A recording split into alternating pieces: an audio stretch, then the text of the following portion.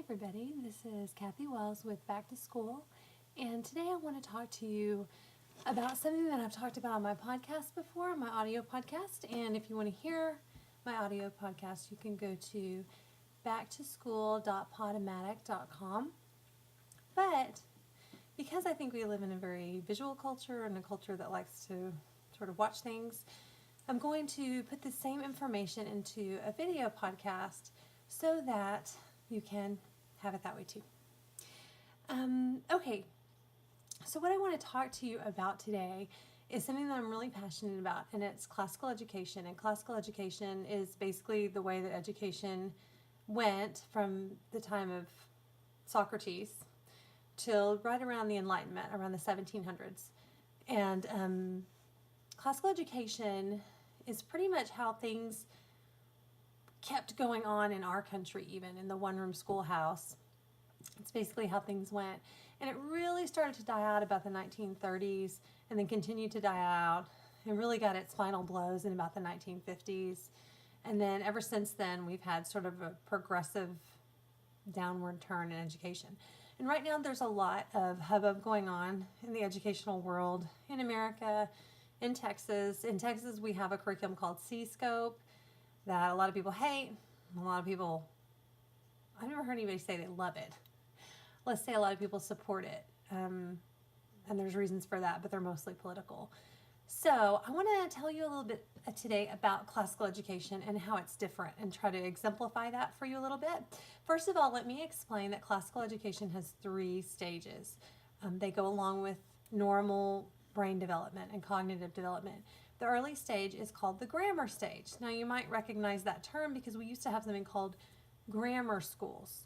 Now we call them elementary schools, but really they used to be grammar schools for a reason, because that was where you went to get your grammar. Now when I say grammar, I'm not talking about just English grammar, although that's part of grammar. I'm talking about the memorization of facts. And memorization is something that modern educators hate. They really, really hate it. But how can I be nice? But that's not good. We have to memorize things.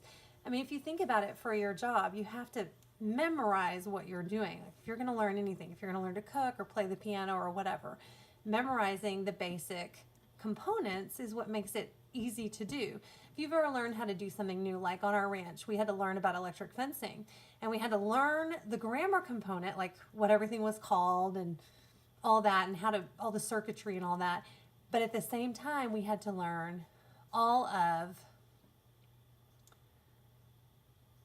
the, like how to do it at the same time. So if you know the grammar component of something, which is like basically like the vocabulary of it, it's a lot easier to actually learn how to do it as the next step. So the first step in learning goes from about, well, birth to about grade 6, and that's called the grammar stage. So my children, for instance, are in the grammar stage, all of them right now, and they're learning every year 200 facts or more. They're just learning facts about history, facts about science, multiplication facts, square root facts, measuring facts. They're learning geographical facts, where this country is, where that country is, the states and their capitals, things like that. Okay, so that's the first stage. And a lot of people don't like the first stage because they think that's boring. Let me tell you, the brain is very concrete at those ages, and it's not boring for kids to learn something. Kids love to learn songs and sing songs. Sorry. They learn their ABCs that way, you know, and it's funny because we know that we teach our kids their ABCs that way, but then I guess we think after that, well, no more memorization. But anyway, it's really quite easy for them to do, and they do like it because there are fun ways to do it. It's not just 1 + 1 is 2, 2 + 2 is 4. It's not boring. We have a lot of fun ways to do memorization. Now, there may have been a time when it was boring. Too bad. Sorry. But we don't make it boring now. We appeal to the 3 different kinds of learners, the visual learners, the auditory learners, and the kinetic learners. And we make things fun. We use a lot of songs. We just do fun stuff. We use a lot of visual stories and things like that.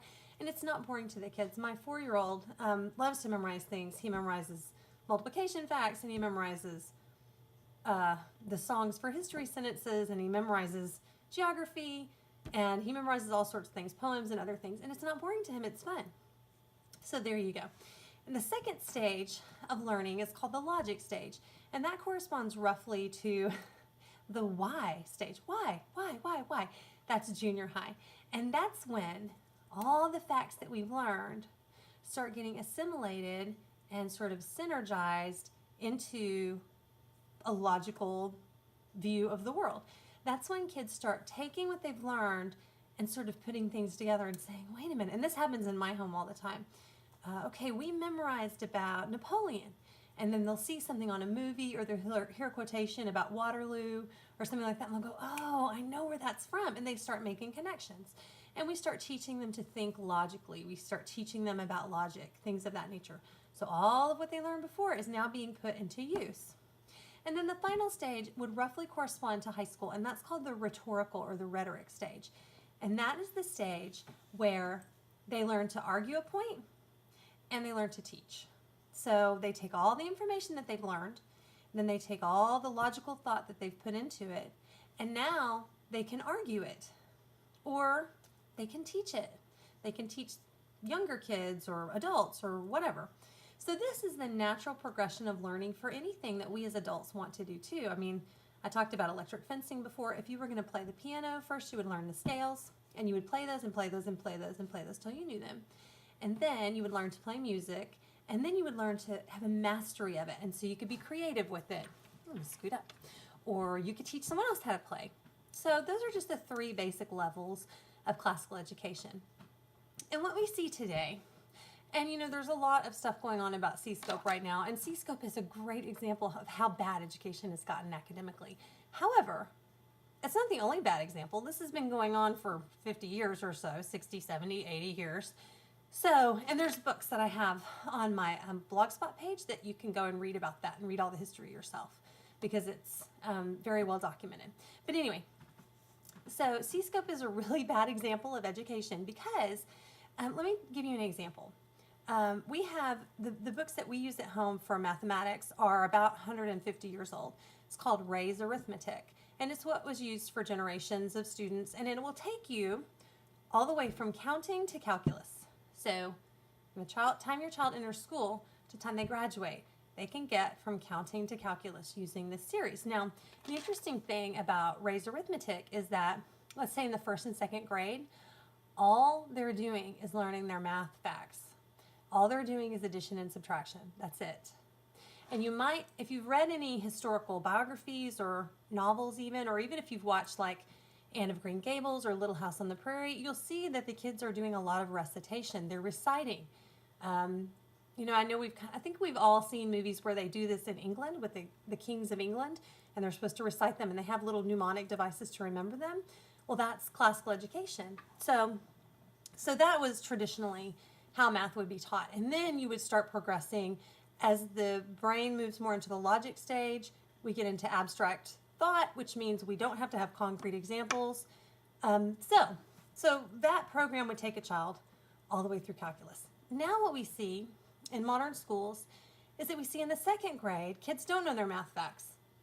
They kind of know how to add and subtract, but then we throw all this other stuff in, like we start teaching them multiplication, we start teaching them division, we start teaching them common denominators of fractions in the second grade. So we're trying to shove all this information in, abstract information by and large, or just too much information that we cannot have mastery. And see, that's what's so important is we need mastery before we move on to the next thing. As a matter of fact, 150 years ago, you couldn't move on to the next math book until you had mastered your recitation. So you couldn't move on to multiplication, for instance, until you showed that you mastered addition and subtraction. And, you know, there's a vested interest for the child to master those things because the class is moving on, right? So he wants to move on to the next thing. So that's the major difference that I see now is that we're trying to take algebraic, and even if you look in the TEK standards, the TEKS standards, you'll see algebraic thinking in first grade, second grade, which really bothers me because it shows a basic misunderstanding of one, brain cognitive development, and two, well, let me explain it like this. Okay, 150 years ago, it was very simple, not hard to do to memorize those math facts. Everything in the math book is easy for that age. It's not hard. There's no, I can't figure this out. But as they get older, they get into more of those concepts, and they master and they master and they master and they master them, and they move forward. Now it's like we're jumbling it all up. It's like we're taking the logical abstract stage and trying to stick it in the grammar stage, and so kids are confused, and then they're taking schoolwork home, and their parents don't even know. There's no textbook anymore, and so the parents are like, I don't know what this is or how to help you with this. And then I had one friend, bless her heart, she said that her daughter, when her mother tried to show her an algorithm, which is a way of doing math, it's like long division or anything else. An algorithm is just a specific set way that works every time of doing a certain math problem. So long division would be one. Anyway, she said that every time she sat down with her daughter to do like her second grade math, her daughter would cover her eyes and say, no, mommy, I'm not supposed to do it that way. And I had another friend, and that was the C-Scope mom. I had another friend in another school district, and they don't use C-Scope. Same thing happened. Third grade son came home. Dad's trying to help him with homework. There's tears going on. Maybe dad was crying too. I don't know. But there's tears because we're not supposed to do it the way that you are doing it, blah, blah, blah, blah. So the algorithms that we have used for hundreds of years, thousands of years for mathematics are kind of all being switched up. And if you want to understand more about that, there is a video on YouTube by a female meteorologist called Math and Inconvenient Truth. And she explains it really well, like what's going on. Like, it's just confusing to young minds. I learned this concept myself with my own children who I educated home. And so the oldest one, I tried to explain math to her when she was little. And it was really awful because she wasn't thinking abstractly. And so, I'm trying to say, well, when you borrow, this is why you borrow. Don't you understand? And you carry. And, well, I'm on my third child now that I'm taking through math at the same age. And so I've learned that what I do is say, this is how you do it. And if they ask why, I say, you don't understand why right now. This is just how you do it. So there's another article.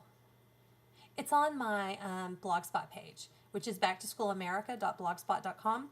And it's by a guy who goes over the entire history of mathematics and mathematics learning, like from Arabic all the way to now. And he talks about why it's more important for your children to know how to do math than to understand math.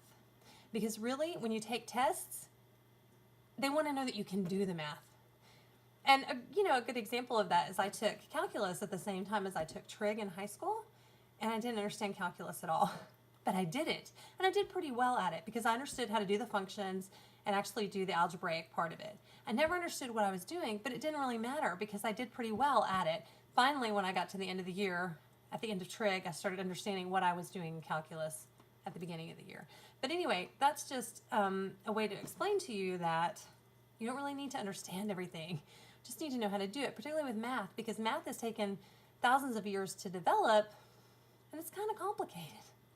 So we really shouldn't be expecting our first and second graders to think algebraically. That's not really realistic. If they can, that's great, but expecting them to, not good. So let's see. Other things that I've seen, I've seen teachers assign The Hobbit for third graders. I can remember picking up The Hobbit in sixth grade, and look, I started reading when I was 4 on my own, no instruction. Okay, so I can read. And I was like, no, I can't read The Hobbit. So we've got weird things like that. Like we've got way too intense things at too young an age. And then we've got like dumbed down to the hilt things like we're teaching first graders to count to 20 for like 24 weeks. How long does it really take to teach a kid to count to 20? I mean, so it's this weird jumbled up mix of this is too easy, that's too hard, this is too easy, that's too hard. It's very confusing to children. So that's the classical model in a nutshell. It is how things were done traditionally, and it works really, really well. Kids come out of a good classical program being able to understand the world around them and argue about things logically and explain things to others. So that's really the goal. So with modern education, there's a lot of the why behind it.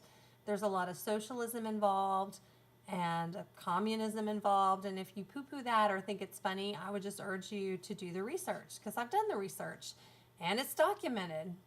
And going all the way back to Boston and Horace Mann, and even beyond that to Well, not really Engels and Marx, but what was that? Robert Owen was the father of socialism, and he moved to America, and his main thrust was public school.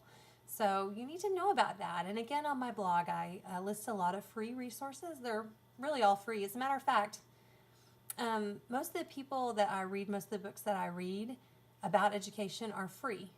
Surely they weren't free to put together, but the people involved in educational reform and history really love kids, and they love your kids. So they want things to be free. So anyway, all those resources are on my blog. All right, so just to recap, you have the grammar stage, and that's memorizing and just learning about things. And we do art and music and science experiments, but the main focus is on memorizing things, memorizing the scientific method, memorizing different musical instruments, just using that concrete stage when kids are so great at just learning new things and languages, using that for that time period. Then we have the logic stage where kids move more into actually diagramming sentences and learning how to write well and learning how to synergize things. And then we move into the rhetorical stage where they've mastered something so they can teach it or argue it. And that's it in a nutshell. So I hope that explains classical education to you. Just to differentiate, traditional education is not classical education. Traditional education would be somewhat like the one-room schoolhouse. Mostly I would define it as using textbooks. The teacher is, just like in classical education, the one who has the knowledge. She's not just a guide or a coach, or he. It's just more of the model that we all had when we went to school. And just so you know, what's going on in schools now is not like it was when you went to school. And I think that's the thing that is so confusing to most parents. I think that they just sort of trust school systems because they think, well, I came out of it was fine. Y'all, I'm telling you, it's totally different than when we were in school. I'm 38, so maybe if you're 20, might not be that different, I'm not sure. But it's really, really different now, and it's getting more different all the time. What we're seeing, well, there's just a host of things that we're seeing that are crazy. But what we're going to see is kids who come out, well, we've been seeing illiterate kids for years. They're coming out not really knowing how to read anything.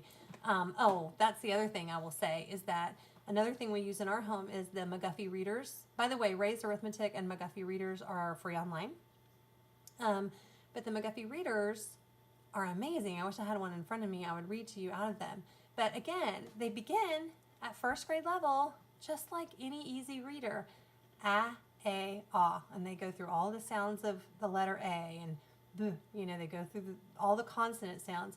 And it's very simple words, the cat ran. Second grade is a little more intense. But by the time they hit sixth grade, they're reading like Shakespeare and other classic literature. It's a gradual progression, but the standards were so much higher. So again, when I look at current, like modern day things that kids are reading or what a sixth grade reading level is now, it's laughable. And this is what I don't understand.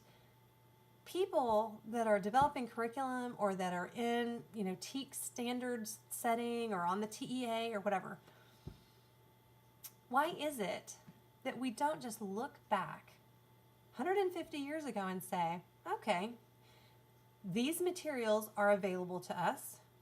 There are thousands of parents all over the country that use these materials, either in private school or homeschool. They work. They produce academically excellent children who score higher on tests and just are smarter about life. They're free. Why don't we just go back to doing that? And you can think about the reasons for that on your own. I will say that one day I had the epiphany that the people in charge of education always have been since John Dewey, behavioral psychologists, and we are their great experiment. Public school is an experimental ground for people who have ideas. They don't really care, in my opinion, what works, because if they did, they wouldn't be trying to reinvent the wheel. We already know what works. We already know the types of education that produced our founding fathers. and the smartest people ever. Smarter than we are, in my opinion. Now I see technology being pushed, which just makes me so mad. Because you know what? Kids get technology at home. They don't need it at school. We don't need to be giving them iPads just because we don't want to buy textbooks. I don't let my kids use technology very much because I want them to be smart. I don't want them to be like, oh, look around. I do it too. But I didn't grow up with computers, and I don't want my kids to grow up on devices. I want them to have these things in their hands called books that they read. And, that's one thing that you'll see in private schools. The school, for instance, that Bill Gates sends his kids to, ironically, homeschoolers, we don't let our kids on devices all the time. They don't get to use the Wii all the time. They don't get to use the computer all the time. We go to the library. That's one of the biggest differentiations between, to me, education that works and public education, is that public education is really geared toward technology. And see, all the people who really are getting out of that system are moving away from that, and public education is moving toward it. That should tell you something. Like, the people who are being effective at education are doing the opposite thing. And nobody notices. Like, parents don't say, hey, wait a minute, the private school down the street doesn't do this. Okay, I could pay $3,500 a year for my kid to go to private school, or I could go to the public school and say, you know what? We need to model what they're doing because they're producing a better academically trained child. It just doesn't make any sense to me. Because really, what do you care about? I don't know. One of the most interesting things that you can read is about the Prussian school system, which is basically what our public school system is modeled off of. Very, very interesting. And you can read about that in several different books. I would say John Taylor Gatto's free online book, The Underground History of American Education, is probably the one. I think it's chapter 7. It's a very extensive chapter on Prussia and who the Prussians were and how they affected our school system. Again, I have lots of free resources if you want to start researching and learning about education. It is really important because you're going to think I'm crazy when I talk to you, and I'm not. So start looking that stuff up. And anyway, if you want to, you can check out my blog page. I'll post the address on this YouTube video. And you can check out my podcast. If you want all the archives, which go back to sort of explaining this and some other things, you'll have to go to the page, which is backtoschool.podomatic.com. And then I'm on iTunes, but it only carries like the last 15 episodes or so. So anyway, thanks so much for listening, and I hope you have a great day. And I just want to encourage you to go take some action. Educate yourself. Go talk to your principal, your teachers, your school board members. Let them know that you're interested in education and start educating them on the history of education. Start trying to break through their modern their modern education mentality. Help them sort of see the differences between what things are and what they were, and really help them evaluate what's better. So anyway, thanks for listening, and I will see you next time. Bye-bye.